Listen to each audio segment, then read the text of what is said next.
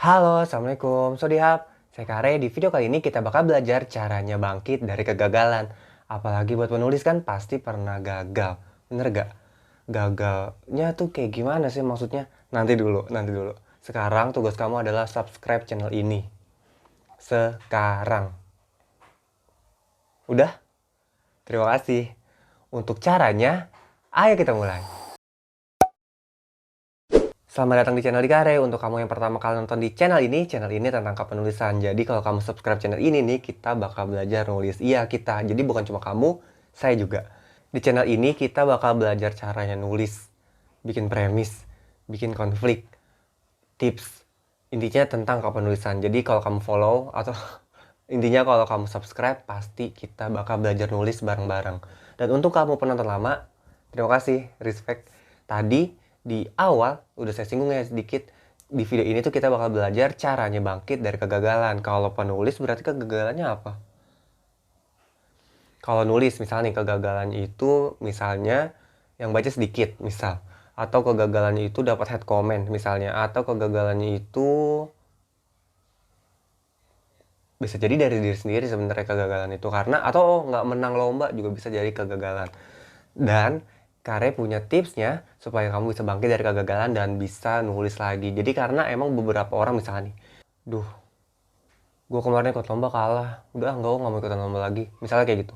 Jangan, karena ikut lomba dan kalah itu adalah pengalaman yang bisa kamu ambil dan supaya nantinya bisa menang lomba. Udah, kita langsung aja nggak usah basa-basi. Dari tadi baru basa-basi ya.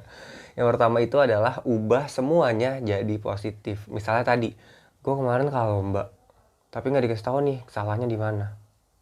Kalau kayak gitu biasanya tuh dijabarin kelebihan dari pemenangnya. Misalnya ya, misalnya di web A ini ngasih kompetisi dan pasti ada mandatorinya dong. Jadi harus berapa fontnya, harus berapa halamannya dan lain sebagainya, temanya apa dan lain sebagainya. Terus udah kami ikutin nih, biasanya yang menang itu di review sama web A-nya ini maksudnya. Jadi biasanya yang menang juara 1, 2, 3 misalnya ya.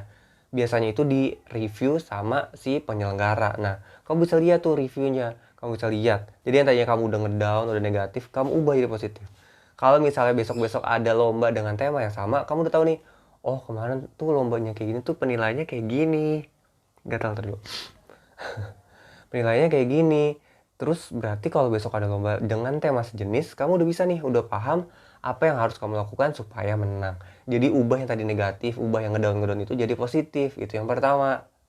Yang kedua, ini nggak ada hubungannya sama lomba. Kalau misalnya tadi lomba seperti, misalnya kita upload di Wattpad dapat head comment misalnya. Terus kita ngedown tuh dapat head comment dan lain sebagainya. Kita ambil pelajaran dari situ. Misalnya head commentnya karena apa? Karena typo misalnya. Misalnya karakternya cowok, terus dia bilang good night princess misalnya. Tapi dia good night prince.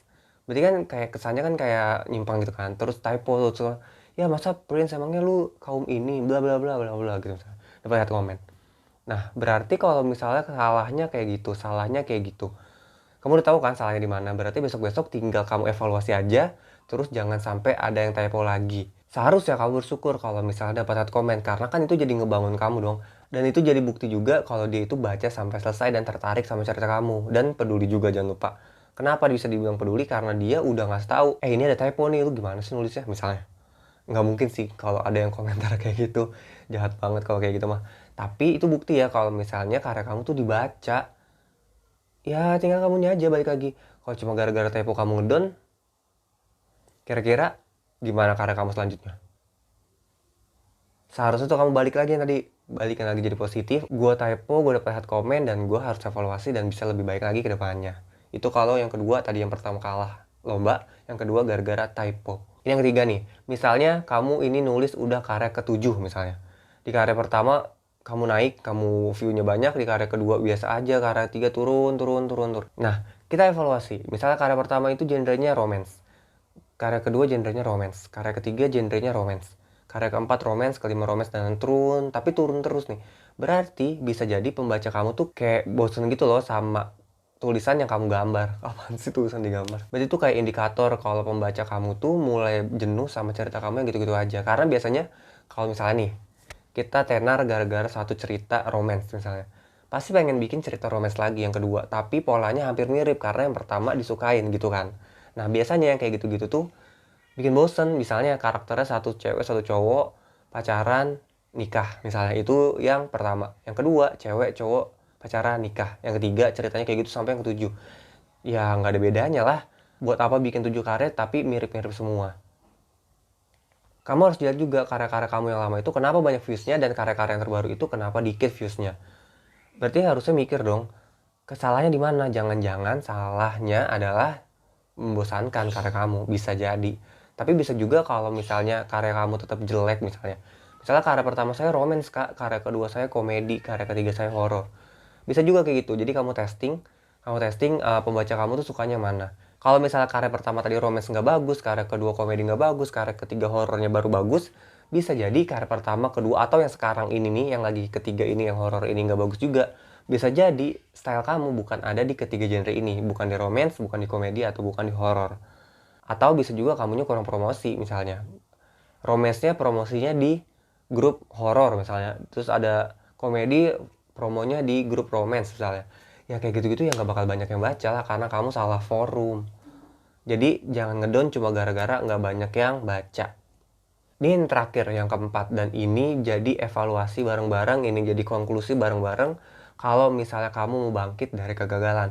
Kita udah bahas ya, 3 kasus dengan 3 solusi yang beda-beda juga. Nah, balik lagi ke diri kita. Kalau kita misalnya ngedown, terus pengen bangkit dari kegagalan, pengen dapetin pembaca yang banyak, pengen terkenal, dan lain sebagainya, kita harus evaluasi. Yang tadi, kalau dari karya pertama, kedua, ketiga nggak ada yang bagus, berarti bisa jadi bukan genre kamu, bisa jadi kamu nggak penuh hati, bisa jadi pembacanya nggak sesuai, dan lain sebagainya. Abis itu kita evaluasi nih, gua nulis genre romance tuh nggak bagus, gua nulis genre komedi lumayan nih, gue nulis genre horror ternyata wow banget, berarti kayaknya kedepannya gue harus nulisnya horror lagi deh.